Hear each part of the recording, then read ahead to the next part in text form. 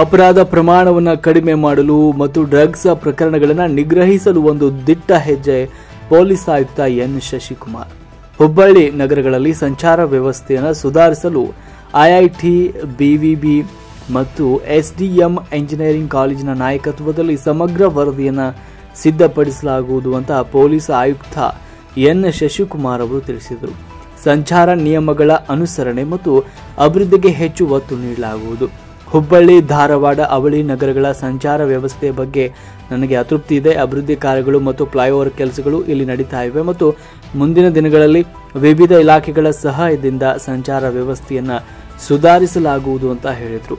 ಅವಳಿ ನಗರಗಳಲ್ಲಿ 25 ಗ್ಯಾಂಗ್ಗಳಿವೆ. ಅದಿನ ಅಪರಾಧಗಳು ಬಂದಾಗ ಹಿರಿಯರನ್ನು ಅವರಿಗೆ ಹೊಣೆಗಾರರನ್ನಾಗಿ ಮಾಡಲಾಗುವುದು. ಅಪರಾಧ ಮಾಡುವ ಯಾವುದೇ ವ್ಯಕ್ತಿಯ ವಿರುದ್ಧ ಕ್ರಮ ಕೈಗೊಳ್ಳಲಾಗುವುದು ಅಂತ ಹೇಳಿದರು. ಹುಬ್ಬಳ್ಳಿ, ಧಾರವಾಡ ಮಹಾನಗರದಲ್ಲಿ ಮಹಿಳೆಯರನ್ನು ರಕ್ಷಣೆ ಮಾಡುವ ಸಲುವಾಗಿ ಚೆನ್ನಮ್ಮ ಫೋರ್ಸ್ ಕೆಲಸ ಮಾಡ್ತಾ ಇದೆ. ಇದು ನಿರಂತರ ಪ್ರಕ್ರಿಯೆ. ಮುಂಬರುವ ದಿನಗಳಲ್ಲಿ ನಾವು ಇದನ್ನು ಮತ್ತು ಅದರಲ್ಲಿ ಭಾಗವಹಿಸಲು ಅಧಿಕಾರಿಗಳಿಗೆ ತಿಳಿಸ್ತೇವೆ ಅಂತ ಹೇಳಿದರು. ಇನ್ನು ಗುಂಡಿನ ದಾಳಿ ಕುರಿತು ಮಾತನಾಡಿದ ಆಯುಕ್ತರು, ಯಾವುದೇ ಅಪರಾಧ ಮಾಡಿದ ಆರೋಪಿಗಳನ್ನು ಬಂಧಿಸುವುದು ಪೊಲೀಸರ ಮುಖ್ಯ ಕರ್ತವ್ಯವಾಗಿದೆ ಅಂತ ಹೇಳಿದರು. ಈ ನಿಟ್ಟಿನಲ್ಲಿ ಪೊಲೀಸರು ಆರೋಪಿಗಳನ್ನು ಬಂಧಿಸಲು ಹೋದಾಗ ಉದ್ಭವಿಸುವ ಹೋರಾಟದಲ್ಲಿ ಪೊಲೀಸರನ್ನು ಸ್ವಯಂ ಸಮರ್ಥನೆಯಲ್ಲಿ ಗುಂಡು ಹಾರಿಸಲಾಗುತ್ತದೆ ಎನ್ನುವುದು ಅನಿವಾರ್ಯ. ಈ ನಿಟ್ಟಿನಲ್ಲಿ 2 ನಗರಗಳಲ್ಲಿ ಪೊಲೀಸರು ಗುಂಡು ಹಾರಿಸಿದ್ದಾರೆ. ಅಂಗನವಾಡಿ ಆಹಾರ ಸಂಗ್ರಹಣೆ ಪ್ರಕರಣಕ್ಕೆ ಪ್ರತಿಕ್ರಿಯೆ ನೀಡಿದ ಅವರು, ಈ ಪ್ರಕರಣದ ಮುಖ್ಯ ಆರೋಪಿಯನ್ನು ಬಂಧಿಸಲಾಗಿಲ್ಲ ಅಂತ ಹೇಳಿದರು. ಆದರೆ ಆರೋಪಿಗಳ ಬಂಧನ ಪ್ರಕ್ರಿಯೆ ನಡೀತಾ ಇದೆ.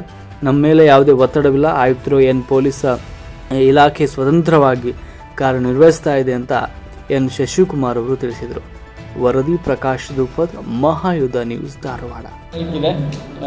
ಭಾಳ ಅದ್ದೂರಿಯಾಗಿ ಮಾಡ್ತಾ ಇದ್ದಾರೆ. ನಾನು ಕೂಡ ಫಾರ್ ದಿ ಫಸ್ಟ್ ಟೈಮ್ ಕಾಮಣ್ಣಂದು ಪ್ರತಿಷ್ಠಾಪನೆ ಇಷ್ಟು ದೊಡ್ಡ ಮಟ್ಟದಲ್ಲಿ ಆಗುತ್ತೆ ಅನ್ನೋಂಥದ್ದು ನಾನು ನೋಡಿದ್ದು. ಕೆಲವು ಕಡೆ ಮೇದಾರವಣಿಯಲ್ಲೆಲ್ಲ ಹೋಗಿದೆ. 18 ಅಡಿ, 20 ಅಡಿ, 25 ಅಡಿ ಎತ್ತರದ್ದು ಕಾಮಣ್ಣ ಪ್ರತಿಷ್ಠಾಪನೆ ತಯಾರಿ ನಡೀತಾ ಇದೆ. ಅದರ ಹಿನ್ನೆಲೆಯಲ್ಲಿ ತಮಗೆ ಗೊತ್ತಿರೋಂಗೆ ಈಗಾಗಲೇ ನಾವು ಶಾಂತಿ ಸಭೆ ಮಾಡಿದ್ವಿ. ಜಿಲ್ಲಾ ಆಡಳಿತದ ಒಂದು ಕೋಆರ್ಡಿನೇಷನ್ ಮೀಟಿಂಗ್ ಮಾಡಿದ್ವಿ. ಆಮೇಲೆ ಪೊಲೀಸ್ ಸ್ಟೇಷನ್ ಹಂತದಲ್ಲಿ ಕೂಡ ಶಾಂತಿ ಸಭೆಗಳನ್ನು ಮಾಡಿದ್ದಾರೆ. ಮತ್ತು ಗೌರಿ ಗಣೇಶ ಮತ್ತು ರಂಜಾನ್, ಈದ್ ಮಿಲಾದ್ ಹಬ್ಬ ಯಾವ ರೀತಿ, ಗೌರಿ ಗಣೇಶ ಮತ್ತು ಈದ್ ಮಿಲಾದ್ ಹಬ್ಬ ಯಾವ ರೀತಿ ಶಾಂತಿಯುತವಾಗಿ ಮಾಡಿದರು, ಅದೇ ರೀತಿ ಹೋಳಿ, ರಂಗಪಂಚಮಿ ಮತ್ತು ರಂಜಾನ್ ಹಬ್ಬದ ಒಂದು ಆಚರಣೆ ಕೂಡ ಅತ್ಯಂತ ಶಾಂತಿಯುತವಾಗಿ ಆಗಲಿದೆ ಅನ್ನುವಂಥ ವಿಶ್ವಾಸ ನಾನು ವ್ಯಕ್ತಪಡಿಸ್ತೇನೆ. ಇದರ ಜೊತೆಗೆ ನಮ್ಮ ಆಯುಕ್ತಾಲಯದ ಏನು ವ್ಯಾಪ್ತಿಯಲ್ಲಿದೆ, ಕಮಿಷನರೇಟ್ ವ್ಯಾಪ್ತಿಯಲ್ಲಿರುವಂಥ ಅಧಿಕಾರಿ ಸಿಬ್ಬಂದಿಗಳನ್ನ ಸೇರಿಸಿದಂತೆ ಹೊರಗಡೆಯಿಂದ ಬಂದಿರುವಂಥವರು, ಸ್ಟ್ರೈಕಿಂಗ್ ಫೋರ್ಸಸ್ಸು, ಹೋಮ್ ಗಾರ್ಡ್ಸ್ ಎಲ್ಲ ಸೇರಿ ಸುಮಾರು 2,500 ಅಧಿಕಾರಿ ಸಿಬ್ಬಂದಿಗಳನ್ನ ಉಪಯೋಗಿಸ್ಕೊಂಡು ನಾವು ಬಂದೋಬಸ್ತ್ ಮಾಡ್ತಾಯಿದ್ದೀವಿ. ಹೋಳಿ ಸೆಲೆಬ್ರೇಷನ್ಸಲ್ಲಿ ಈಗಾಗಲೇ 2-3 ಕಡೆ ಗ್ಯಾದರಿಂಗ್ 15,000, 20,000 ಗಟ್ಟಲೆ ಆಗಿದೆ. ಧಾರವಾಡದಲ್ಲಿ ಇವತ್ತು 20,000, 25,000 ಹೆಚ್ಚು ಗ್ಯಾದರಿಂಗ್ ಆಗುತ್ತೆ ಅನ್ನೋ ಆಂಟಿಸಿಪೇಷನ್ ಇದೆ. ಹುಬ್ಬಳ್ಳಿಯಲ್ಲಿ 18ನೇ ತಾರೀಕು ನಡೆಯುವಂಥ ಸಂದರ್ಭದಲ್ಲಿ ಸರಿಸುಮಾರು ಒಂದು 2-3 ಲಕ್ಷದಷ್ಟು ಜನ ಸಾರ್ವಜನಿಕ ಸ್ಥಳಗಳಲ್ಲಿ, ಬೇರೆ ಬೇರೆ ಸ್ಥಳಗಳಲ್ಲಿ ಹೋಳಿ ಹಬ್ಬದ ಆಚರಣೆ ಮಾಡ್ತಾರೆ ಅನ್ನೋದು ಮಾಹಿತಿ ಇದೆ. ಸೊ ಎಲ್ಲ ಶಾಂತಿಯುತವಾಗಿ ಮಾಡ್ತಾರೆ ಅನ್ನೋ ವಿಶ್ವಾಸ ಇದೆ. ಮತ್ತು ನಾವೆಲ್ಲರನ್ನೂ ರೀಚೌಟ್ ಮಾಡಿದ್ದೀವಿ, ಆಯೋಜಕರನ್ನು ರೀಚೌಟ್ ಮಾಡಿದ್ದೀವಿ, ಮತ್ತು ಯೂತ್ ಕಮ್ಯುನಿಟಿಗೆ ರೀಚೌಟ್ ಮಾಡಿದ್ದೀವಿ. So hopefully everything will go on peacefully. ತಮ್ಮೆಲ್ಲರ ಸಹಕಾರ ಮತ್ತು ತಮ್ಮೆಲ್ಲರ ಮುಖಾಂತರ ಸಾರ್ವಜನಿಕರ ಸಹಕಾರ ನಮ್ಮ ಪೊಲೀಸ್ ಇಲಾಖೆಗೆ, ಜಿಲ್ಲಾಡಳಿತಕ್ಕೆ ಶಾಂತಿಯುತ ಮತ್ತು ಸೌಹಾರ್ದತೆ ಹೋಳಿ ಮತ್ತು ರಂಜಾನ್ ಹಬ್ಬದ ಆಚರಣೆಗೆ ಎಲ್ಲರಿಗೂ ಸಹಕಾರ ಇರುತ್ತೆ ಅಂತ ಸಂದರ್ಭ ಹೇಳ್ತೀವಿ.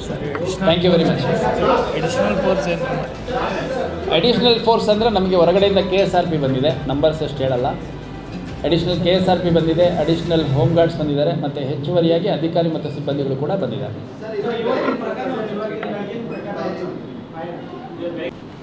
ಸಕ್ಸಸ್ಫುಲಿ ಆಪ್ರೇಟ್ ಆಗ್ತಾಯಿದೆ in letter and spirit. But practically ಈ ಬಿಟ್ ಬಂದಿರೋದ್ರಿಂದ ಸ್ವಲ್ಪ ಜನ ಪ್ರತಿಯೊಂದು ಮನೆಗೆ ಹೋಗೋದು ಅಥವಾ ಪ್ರತಿಯೊಂದು ಏರಿಯಾಗೆ ಹೋಗೋದು, ಅಲ್ಲಿ ಸ್ವಲ್ಪ ಟೈಮ್ ಸ್ಪೆಂಡ್ ಮಾಡೋವಂಥದ್ದು, ಅಥವಾ ಏನಾದರೂ ಎಮರ್ಜೆನ್ಸಿ ಸಿಚುವೇಷನ್ ಇದ್ದಾಗ ಅಲ್ಲಿ ಒಂದು ಅರ್ಧ ಗಂಟೆ ಹೆಚ್ಚಿಗೆ ಸ್ಪೆಂಡ್ ಮಾಡೋದು, ಈ ಥರದ್ದು ಸ್ವಲ್ಪ ಲಿಮಿಟೇಷನ್ಸ್ ಇದೆ. ಬಟ್ ಈಗ ಕಾಂಬಿನೇಷನ್ ಆಫ್ ಮೆನಿ ಥಿಂಗ್ಸ್ ಇದೆ. ನಮ್ಮ 112 ಏನು ಬಂದಿದೆ, ಆ 112 ನಮ್ಮ ಕರ್ನಾಟಕದಲ್ಲೇ ಬೆಸ್ಟ್ ಟೈಮಿಂಗ್ ಇರುವಂಥ ಯೂನಿಟ್ ಅಂತಂದರೆ ಅದು ಹುಬ್ಬಳ್ಳಿ ಧಾರವಾಡ.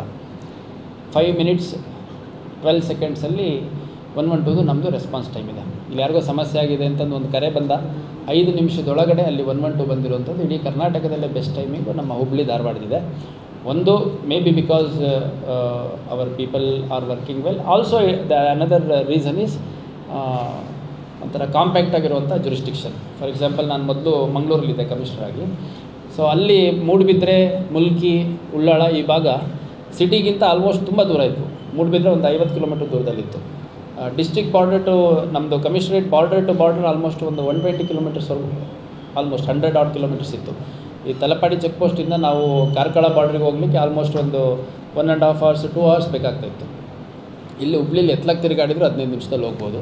ಗಬ್ಬೂರ್ ಕ್ರಾಸಿಂದ ನರೇಂದ್ರ ಕ್ರಾಸ್ವರೆಗೂ ಮೋಸ್ಟ್ಲಿ ಒಂದು 25-30 ನಿಮಿಷದಲ್ಲಿ ನಾವು ಕವರ್ ಮಾಡ್ಬೋದು. ಸೊ ಹಂಗಾಗಿ 112 ಇದೆ, ಬೀಟ್ ಸಿಸ್ಟಮ್ ಇದೆ.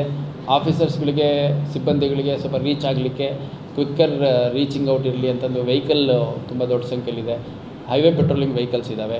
ಸೊ ಹಂಗಾಗಿ ಈಗ ಯಾವುದೇ ಒಂದು ಸಮಸ್ಯೆ ಡೆವಲಪ್ ಆಗ್ತಾಯಿದೆ ಅಂತಂದರೆ ಅಲ್ಲಿಗೆ ಪೊಲೀಸರು ಹೋಗೋದಕ್ಕೆ ತಡ ಆಗೋದಕ್ಕಿಂತ ಹೆಚ್ಚಾಗಿ ಅಲ್ಲಿ ಹೋದ್ಮೇಲೆ ನಾವು ಯಾವ ರೀತಿ ಅಟೆಂಡ್ ಮಾಡ್ತೀವಿ ಅನ್ನೋದು ಮೋರ್ ಪ್ರಾಮಿನೆಂಟ್ ಅಂತ ನನಗೆ ಅನಿಸುತ್ತೆ.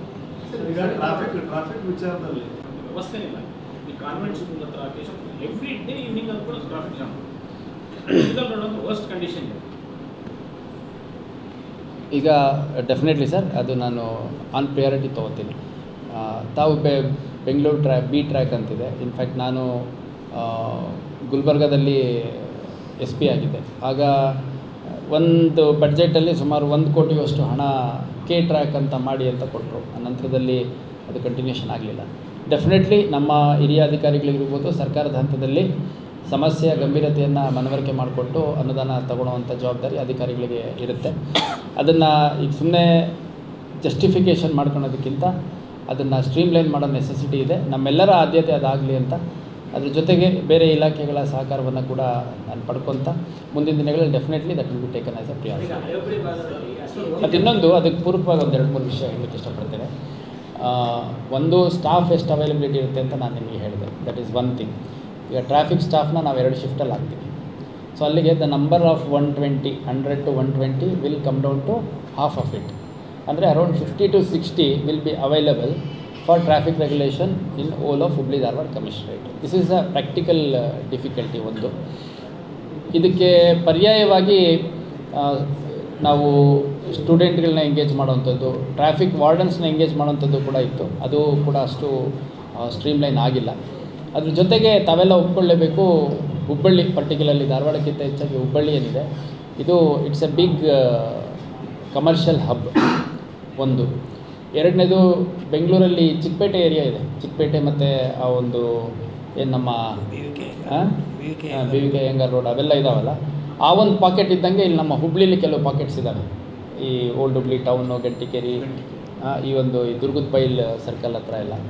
ಸೊ ಅಲ್ಲೆಲ್ಲ ಅಂಗಡಿಗಳು ಜಾಸ್ತಿ ಇದ್ದಾವೆ, ಅಲ್ಲಿಗೆ ಬರುವಂಥ ಜನಗಳ ಸಂಖ್ಯೆ ಜಾಸ್ತಿ ಇದೆ, ಮತ್ತು ರೋಡ್ಸು ತುಂಬ ನ್ಯಾರೋ ಇದ್ದಾವೆ ಅಂತ ತಾವೆಲ್ಲ ಒಪ್ಕೊಳ್ಳೇಬೇಕು.